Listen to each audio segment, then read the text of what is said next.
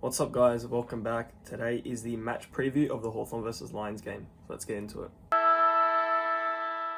Going into this Friday's match against the Brisbane Lions is probably one of our biggest tests we've had all season, besides from Fremantle in Perth.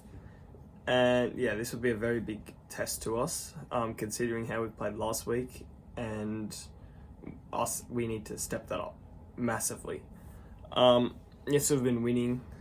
Both of us have won 4 of our last 5, and yeah, so we're pretty even. I feel we're third on the ladder, they're 5th as it stands. With their loss against Carlton, which dramatically helps us. So if we do lose this game, we still don't go down. However, we don't want to be losing this game. 2 wins out of our last 3 guarantee our top 3 spot, and all three, but Sydney need to drop a game and we can move up to second. And one win out of our last 3, will guarantee a spot in the top 4. So a really, really big game coming up with Collingwood and Eagles, the 2 weeks that follow after. We need to be winning this game. If we were to drop one of the 3, you'd expect it to be this one. But I completely back in the Hawks that we can get this done, and I see no issue why we couldn't, especially with their backline kind of falling apart. So I don't know, but I feel like it'll be a pretty even contest. Really looking forward to this game. Should be all pretty exciting and all the rest of it. My predicted ins and outs for this game. So we bring in Aiden Schubert and Finn McGuinness last game, and I think both of them will be out. Now, I don't know if Mitch Lewis is ready to come back in, but if he is, you'd think Aiden Schubert goes out for him.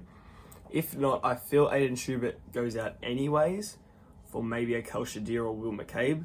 And I feel Finn McGuinness goes unless we're actively trying to tag someone. But I don't know if that's going to be the case, because who do we tag and why? Because I feel we can beat them in our midfield. I feel like our midfield's been outstanding, and I feel like there should be no issue why we couldn't run over their midfield. Yeah, they've got some stars in there, but again, there should be no reason why. I feel that Brisbane at their best is very, very good and very, very scary, but so are we. I feel at our best, 100%, we can beat them. It's just whether we can get to our best or not, and roll over the top of them, which will be a massive statement for the whole league and everything, since we're top 3 in the media, still not saying we're in the premiership window. Fuck sakes, David King. Nah, but on a real note, we need to continuously be hunting down Sydney for that top 2 spot, so we can get a home qualifying final, which would be great to host Sydney or Adelaide or Brisbane at the MCG for a qualifying final. So we could very well be seeing Brisbane in just a few weeks' time as well. So this could be a little matchup of what we see in September, and yeah, we definitely do need to be winning this, of course. So we'll talk about the previous games that we've had with them. Obviously comes to mind round 24 last year, where we lost them by 10 points. We